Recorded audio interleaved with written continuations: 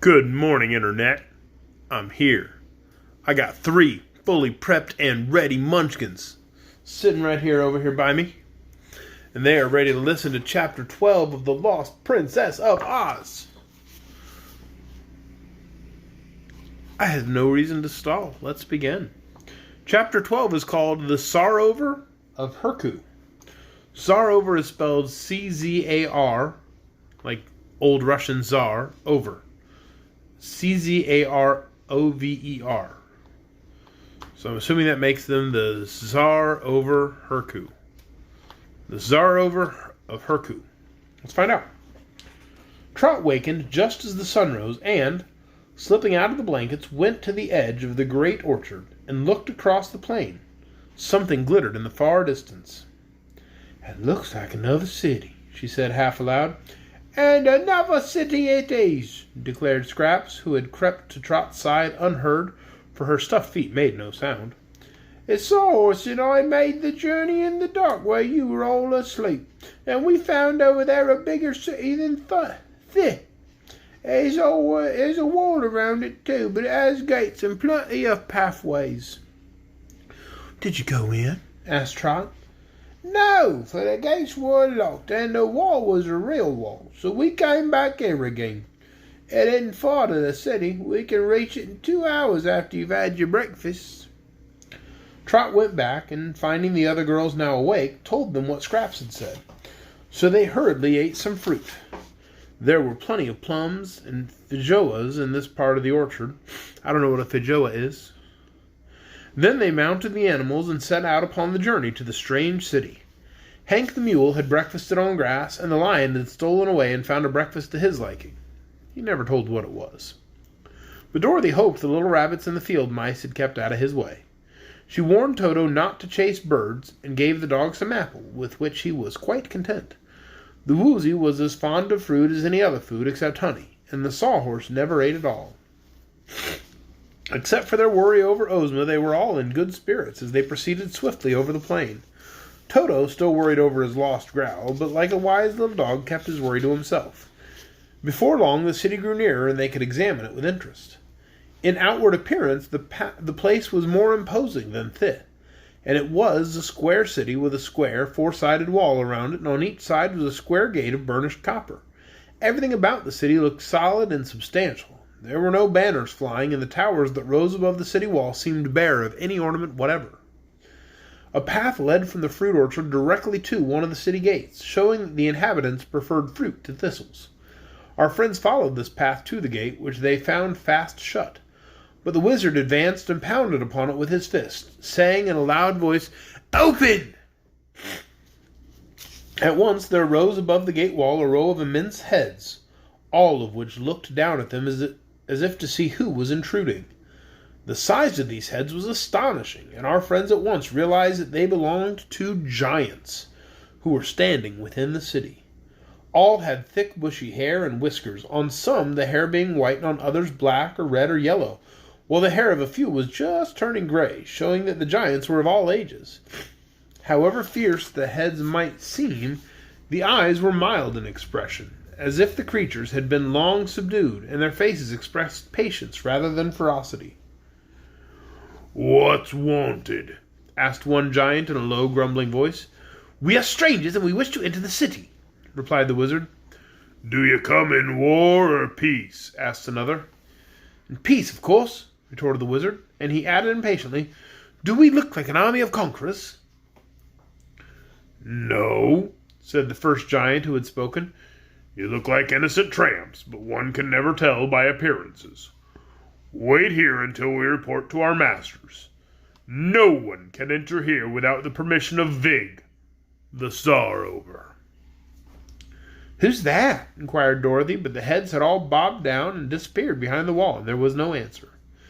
They waited a long time before the gate rolled back with a rumbling sound, and a loud voice cried, "Enter!" But they lost no time in taking advantage of the invitation. On either side of the broad street that led into the city from the gate stood a row of huge giants, 20 of them on a side, and all standing so close together that their elbows touched. They wore uniforms of blue and yellow, and were armed with clubs as big around as tree trunks. Each giant had around his neck a broad band of gold, riveted on to show he was a slave. As our friends entered, riding upon the lion, the woozy, the sawhorse, and the mule, the giants half turned and walked in 2 files on either side of them, as if escorting them on their way. It looked to Dorothy as if all her party had been made prisoners, for even mounted on their animals, their heads scarcely reached to the knees of the marching giants. The girls and Button-Bright were anxious to know what sort of city they had entered, and what the people were like who had made these powerful creatures their slaves. Through the legs of the giants, as they walked, Dorothy could see rows of houses on each side the street and throngs of people standing on the sidewalks. But the people were of ordinary size, and the only remarkable thing about them was the fact they were dreadfully lean and thin. Between their skin and their bones there seemed to be little or no flesh, and they were mostly stoop-shouldered and weary-looking, even to the little children. More and more Dorothy wondered how and why the great giants had ever submitted to become slaves of such skinny, languid masters. But there was no chance to question anyone until they arrived at a big palace located in the heart of the city. Here the giants formed lines to the entrance and stood still while our friends rode into the courtyard of the palace. Then the gates closed behind them, and before them was a skinny little man who bowed low and said in a sad voice, "If you will be obliging us to dismount, it will give me pleasure to lead you into the presence of the world's most mighty ruler, Vig the Czarover." "I don't believe it," said Dorothy indignantly. "What don't you believe?" asked the man. "I don't believe your Czarover can hold a candle to our Ozma." He wouldn't hold a candle under any circumstances, or by any living, or to any living person," replied the man very seriously. "For he has slaves to do such things, and the mighty Vig is too dignified to do anything that others can do for him. He even obliges a slave to sneeze for him if ever he catches cold. However, if you dare to face our powerful ruler, follow me." "We dare anything," said the wizard. "Go ahead." Through several marble corridors having lofty ceilings they passed, finding each corridor and doorway guarded by servants. But these servants of the palace were of the people and not giants, and they were so thin that they almost resembled skeletons. Finally they entered a grand circular room with a high domed ceiling where the Czarover sat on a throne cut from a solid block of white marble and decorated with purple silk hangings and gold tassels. The ruler of these people was combing his eyebrows when our friends entered his throne room and stood before him. But he put the comb in his pocket and examined the strangers with evident curiosity. Then he said, "Dear me, what a surprise! You have really shocked me, for no outsider has ever before come to our city of Herku, and I cannot imagine why you had ventured to do so." Excuse me. "We are looking for Ozma, the supreme ruler of the land of Oz," replied the wizard. "Do you see her anywhere around here?" asked the Czarover. "Not yet, your majesty, but perhaps you may tell us where she is." "No. Have my hands full keeping track of my own people. I find them hard to manage because they are so tremendously strong." "Well, they don't look very strong," said Dorothy. "It seems as if a good wind would blow them out of the way of a city, if it wasn't for a wall." Just so," admitted the Czarover. "They really look that way, don't they? But you must never trust to appearances, which have a way of fooling one. Perhaps you have noticed that I prevented you from meeting any of my people. I protected you with my guards while you were on your way from the gates to my palace, so that not a Herku got near you." "Are your people dangerous, then?" asked the wizard.